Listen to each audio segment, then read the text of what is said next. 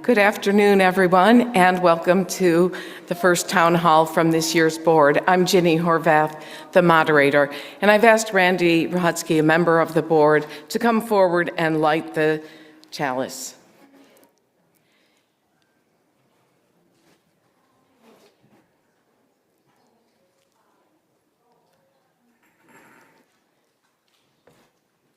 Thanks, Randy. I was very glad today that we had the song Wo Ya Ya as part of our service. When I was a 17-year-old exchange student in Kenya and living in a household where we had 4 different languages and none of them was English, that was the song that I would sing with the children and with the servant in the household who was my age. So it was a bonding experience for me. And I was reminded, too, of a nightmare I had last night. I dreamed that I was taken hostage and I was in a difficult situation. I didn't know what would happen. And Jen was there and saved me, came in and rescued me. So I think it's the spirit of this town hall, knowing that Jen would be working tech. Thank you, Jen. And my formal chalice lighting is in a time of harvest and hope, of spirits and frights, jitters about the future, and joy of all that is JETPIG. We invoke our collective intention to hold a shared and informative meeting in a co-created field of goodwill and generosity. We begin by reminding ourselves of our purpose as a congregation. And these are statements that we should remember about why we're here, what we do together. I wanted to introduce, you do know them, but just to remind you of who is on the board. I am the moderator this year, but we have 7 members of our board, some of whom are here and some couldn't be here today, all of whom are wonderful to work with. And since we have been formed in the summer, have worked together well. We are also very glad that one of our first actions as a board was welcoming Reverend Christina Church as our minister.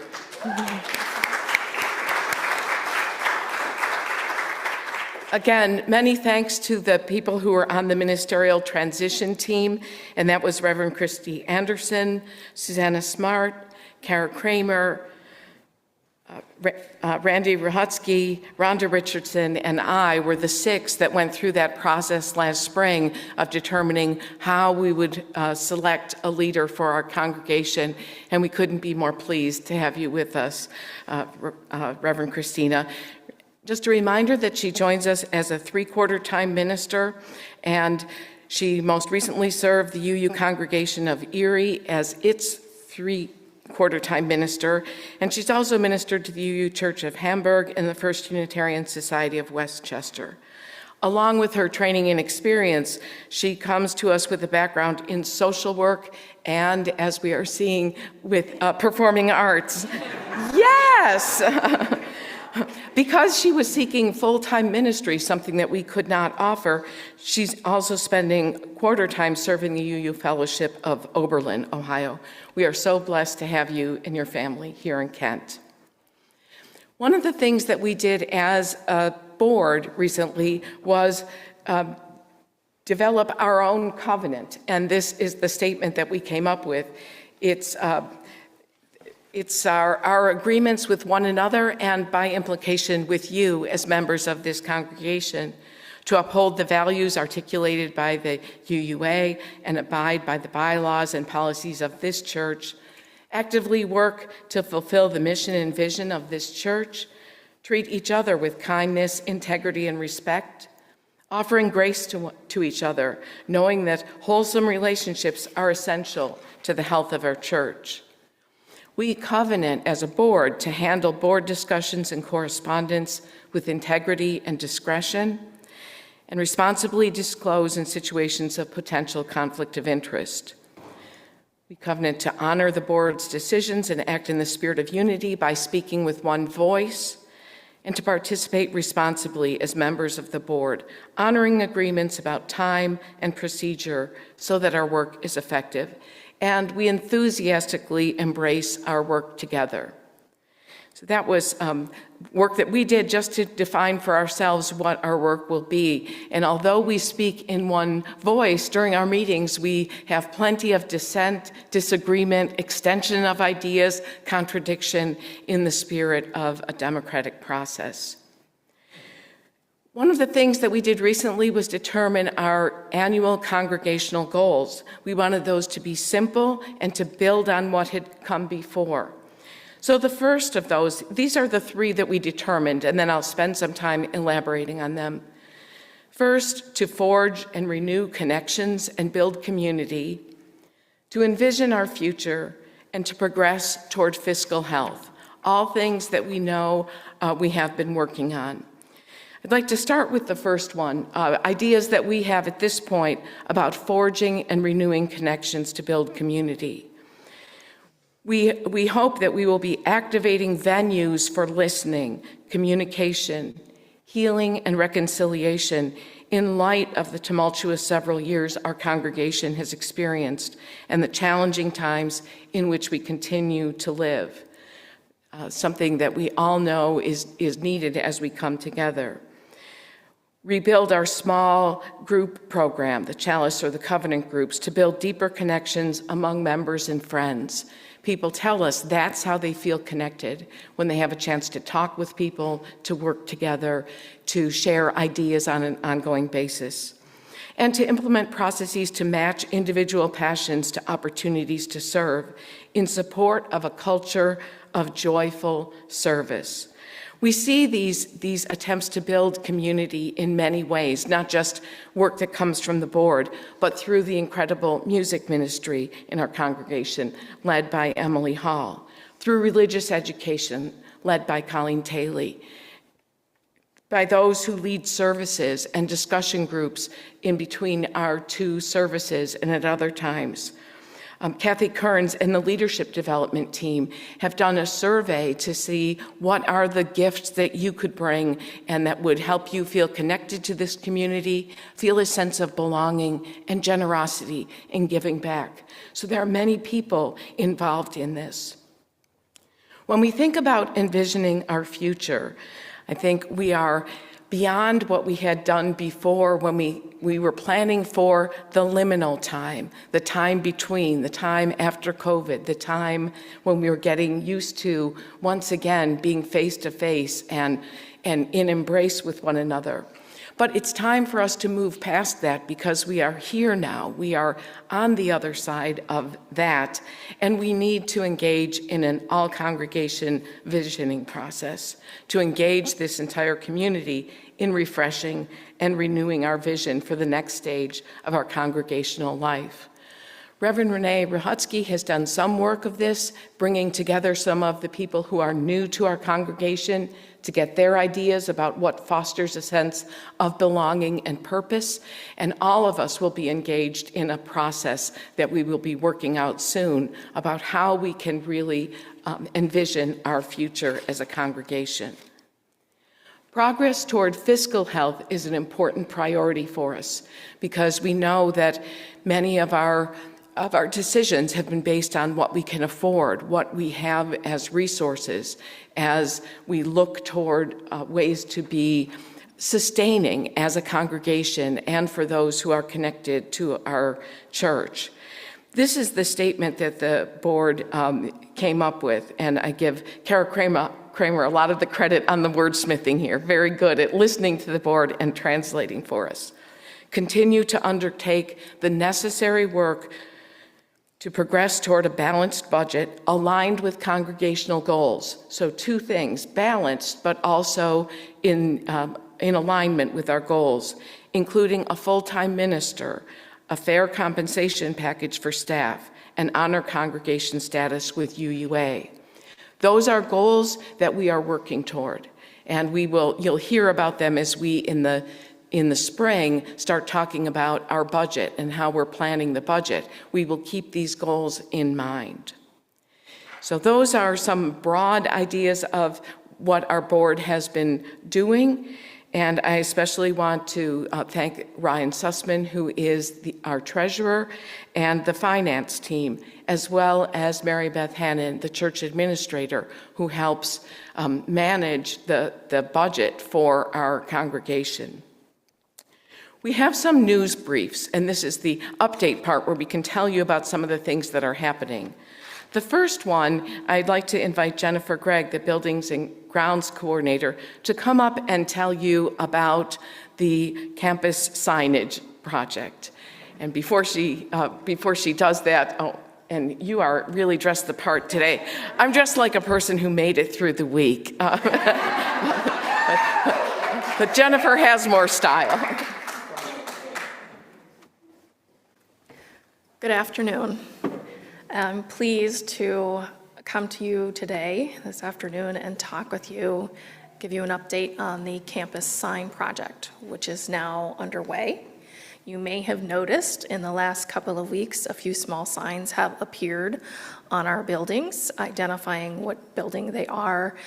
They have a newly designed logo for our church on them. They're quite attractive. They kind of blend the old with the new. They do a very good job of that. We placed 6 of those signs about 2 weeks ago. One of them is on the rear of the church building that identifies Fessenden Hall. There are 2 on the annex, and there are 3 on Hobbs Hall. We also have a small sign on a post that is at the entrance to our campus down here by the On Us parking lot, welcoming folks to our campus. We have 2 large monument signs that will be forthcoming in the next few weeks. One will be in front of the church where our sign was that we had removed a few weeks ago, and one will be in front of Hobbs Hall. Those 2 signs will be identical, and they will match the smaller signs that we've already placed. It took a lot to get us to where we are with these signs. It took almost 4 years of planning and design. We started out just thinking we were going to add a sign designating Hobbs Hall. And in looking at the process, we found out that you have to go before City Council multiple times with a written plan. Planning Commission. Okay, thank you. The Planning Commission and Architectural Review. You have to go before them in order to place a sign on your campus where we are in Kent. And in order to do that, we would have to go back each time to place one sign. So it was decided to go ahead and design a package for the whole campus for all of the signs so that we would only have to go and present once, maybe twice. I believe we had to go back a few times for a few tweaks. In the process of that, a very generous donor came forth and said that they were willing to sponsor this package in honor of a lost loved one. And that was just the icing on the cake for that whole thing. It just made it everything so possible. We were able to look at our design, we were able to plan for, we were able to contract out and really put some teeth into getting this project done. And I'm very pleased to say that it is finally happening. They're beautiful signs. They're going to look great on our campus. And I would like to give a very heartfelt thanks for the financing, the sponsorship of this sign project to Mary Ann Stevens.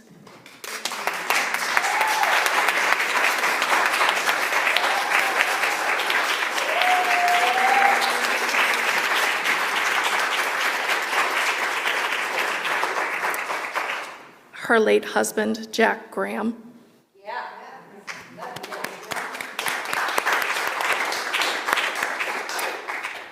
And this amazing project is being done in loving memory of their son, David Graham, who passed a few years ago. We will have plaques on the back of the large monument sign noting this generous gift to the congregation and David's name will be on them.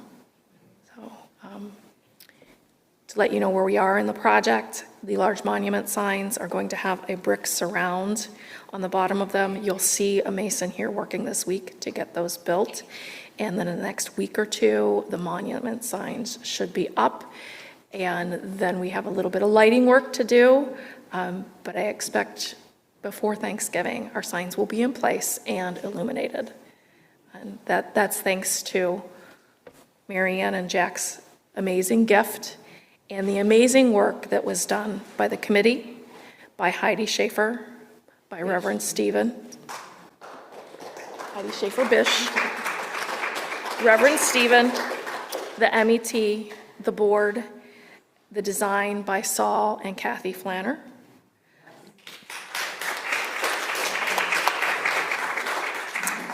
as well as the excavation, the sign company, and the mason. And I did a little bit of work here.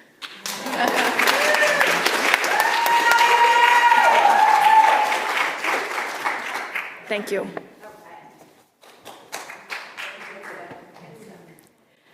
Thank you, Jennifer, for everything you have done.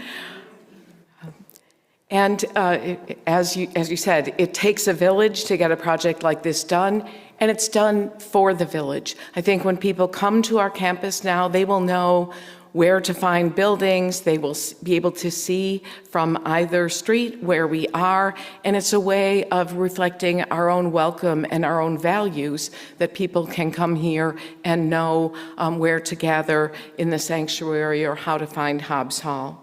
So thank you, everyone involved in that project. I wanted to mention as well something that several people have been working on, having this historic designation for our church.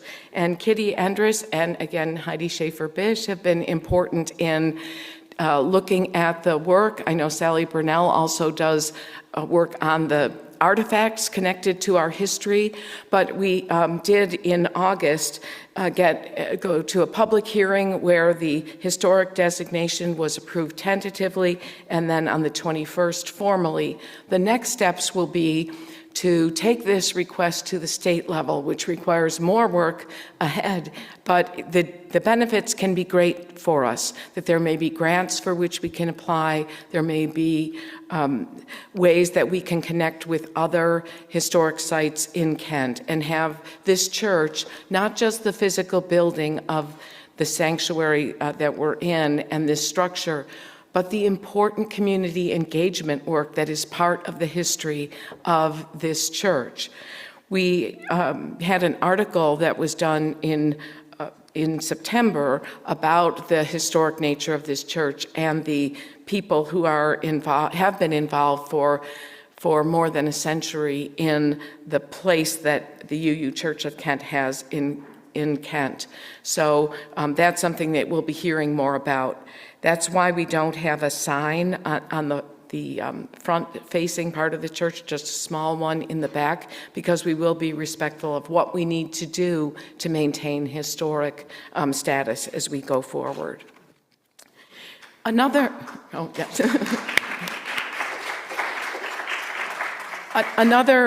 announcement I'd like to make is the establishment of the Reverend Stephen Protzman Fund for Staff Professional Development. This was established by the board in September using funds from a gift from Reverend Stephen's estate, and then a lead gift from a congregational donor and several other gifts. This is a fund that expands the professional development monies available for staff at our congregation. It is not to replace the part of their annual compensation that is for professional development, but often it's not enough or there may be special needs. And that was something that was dear to Reverend Stephen's heart. So this fund is now established to support the work of our staff and encourage them to develop professionally so they can give even more to us, right? It's a very selfish fund in that sense, but it's investing in what they will bring through their connections, through their development back to our congregation. So. I'd also like to announce and thank those who have agreed to be part of the personnel team. There used to be a personnel coordinator, and it seemed to be too much work for one person. So we have Mike Cardew, Sandy Eaglin, and Andrew Rome, who have volunteered without horrible arm twisting, I hope, to lead the personnel team. And that committee is likened to a kind of contract negotiation team, not people to, if you have an issue, you don't go to the personnel team to solve it, but they will be working on policies, refining a handbook, and resources available for our congregation as an employer of the minister and staff. So what is it that we want to codify and to make clear to those who are members of the staff? And they will be working, instead of the finance team deciding what needs to be done, it will be the personnel team that will outline, here's what we want to set up for staff. And then it will be the role of the congregation and the finance team to figure out how to pay for that. But when you think of our sustainability goals and what we'd like to be able to progress toward, if not this year, next, they're ambitious goals, and having a handbook will be helpful. So thank you to the three of you for this work, Sandy, Mike, and Andrew. We've also reestablished the pastoral care team, and this is something that has been quiet or done informally, but now we have a formal pastoral care team. Reverend Christina Church, Heather Pritchard, David Weaver, and Lori Merkin McGee. Those are the people to turn to when you need support, emotional support, spiritual support with members and friends. That's different from the Helping Hands coordinator that Dana has assumed, that role of providing the connections for the meal trains or physical things that people need. So the pastoral care team would provide support to a person or family in times of need. We also have specific actions that may be needed that Dana would coordinate. And Ryan Sussman is now the treasurer of our congregation, a difficult role, as Lois knows, having had that role for years, and is handing off generously and graciously those responsibilities to Ryan. So thank you, Lois, for your previous work, and Ryan for taking this on. When we look ahead, there are a few things I want to mention. I don't have details on a lot of these, but just so you're aware in the future. Reverend Christina has invited Reverend Elaine Strawn, whom many of you know, and she was a speaker in our congregation this summer and at other times, to lead listening circles for healing past hurts. It's something that we know needs to occur for people who have hurt from our congregation, or misunderstanding, or feel like they don't belong or they aren't welcomed. And so we know that we don't know the days and times yet, but Reverend Christina is working with Reverend Elaine Strawn to figure out when that would be and to invite people to share, and we hope to heal. The discussion and reflection circles that have occurred between services remain an important part of the way many people feel a sense of belonging. And many of us have been encouraged by the number of people who maybe were on the fringes or not really participating, who are now going to those circles and feeling connected again. So we will be continuing, for now at least, the 2 services with those discussion and reflection circles in between as a form of adult religious education. The Connections team, formerly known as the membership team, and working on expanding it to beyond the path to membership, but really connecting people, are leading New to UU sessions in November, gatherings for people who are new or newish to meet for soup and conversation. And there will be opportunities for expanded small groups as we go forward, not just the Chalice and Covenant circles, but maybe other small groups as well. And we're beginning our conversations about what a congregational visioning process might look like, going beyond what we thought of as liminal time to envisioning our future. For a long time, the future was the building of Hobbs Hall, right? The expansion of our membership. How are we going to use Hobbs Hall? And that's one of the things that we know we need to work on. We need to revise our rental policies. That's something we're working on now.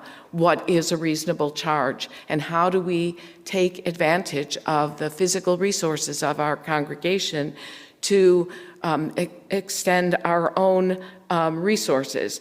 The former CARTS team had elaborate plans of how we might do this, and things fell apart in some ways because of miscommunication, but the CARTS team had some good ideas, and we need to go back to the work that team did.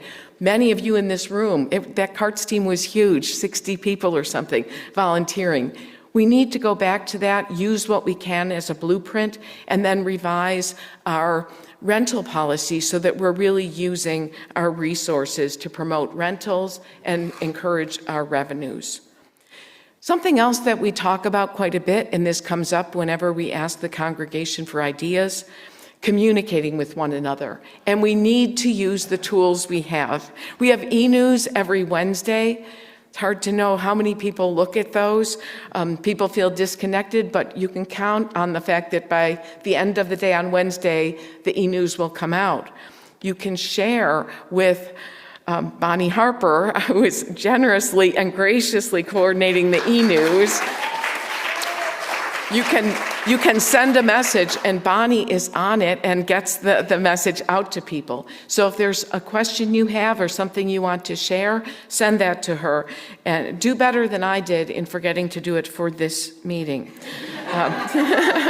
Your humble servant leader forgot to do that. There is a Facebook page for members and friends of our congregation. There, too, is a place to share information about events related to the congregation. If there are personal issues, personal things that you want to share, such as fundraising that is not coming from our church, you still feel free to share those on Facebook, but not on that page that does come from our church. Email announcements come out. Look at those. Don't just hit delete when they come through. And I'd like to express a special pitch on behalf of Katie Curris, who is the campus use manager, about the need for volunteers. When we think about our fiscal health, it means that in part we count on the muscle and efforts of members of our congregation to do some of the lifting. And avoid triangulating. So if there's a problem, talk to the person with whom you're having the problem and not about the person. And that's how we get into gossip circles instead of community.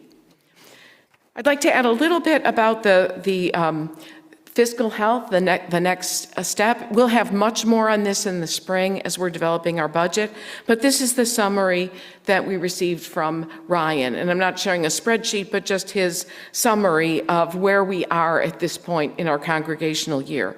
Pledge income is on target for now. You find me putting these cautious terms in here. The September pledge income was low, but we're 95% of our budgeted income for the first quarter. And that quarter begins July 1st. The rental income is running above budget for the first quarter of the fiscal year, so that's good. Our overall status is that our operating revenue is 86% year to date. Not yet a concern because our total expenditures are lower than we'd anticipated at this point. Our total net revenue is $19,000. That shows you the narrow margin that we're operating in. So even though we say we're on track, it's not comfortable. It's not that we have lots of reserves and resources. So when you hear calls to think about generosity and ways to engage, please be mindful of those.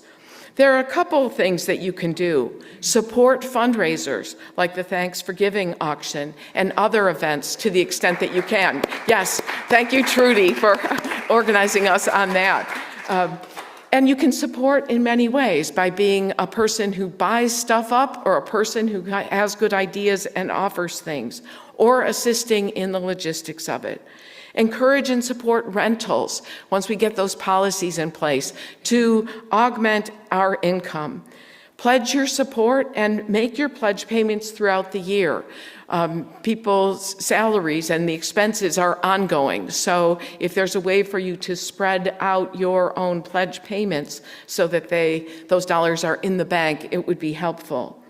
And volunteer. As I said, the farmers market begins indoors beginning next Saturday, and we need each week 4 people to set up, to clear the room before, usually on Fridays that's done, and then 4 people to gather at 2 o'clock when the market closes, put things away and set up for our needs.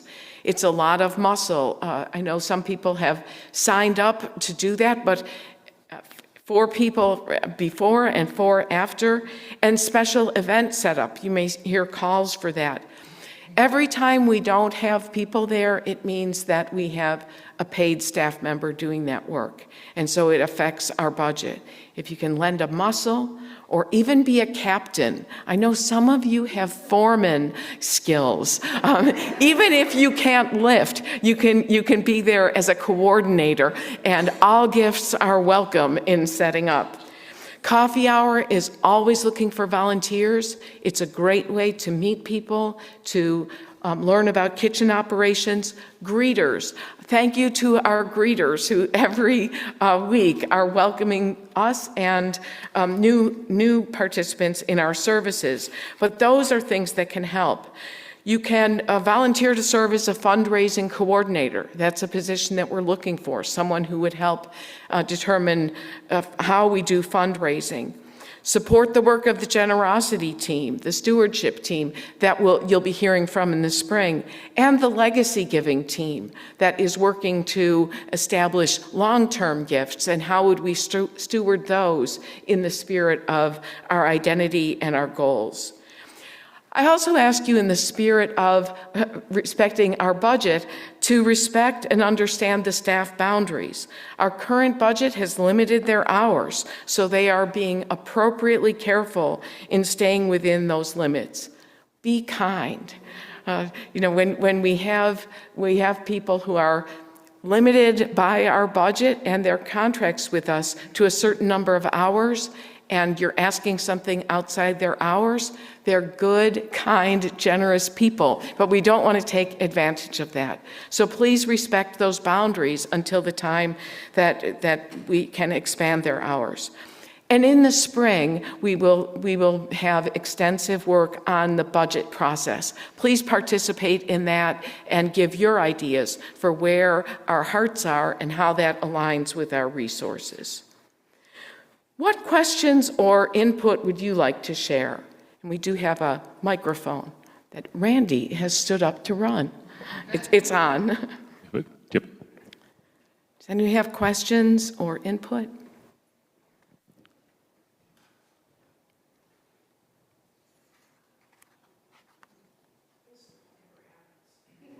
You've answered everything, Ginny. There you go.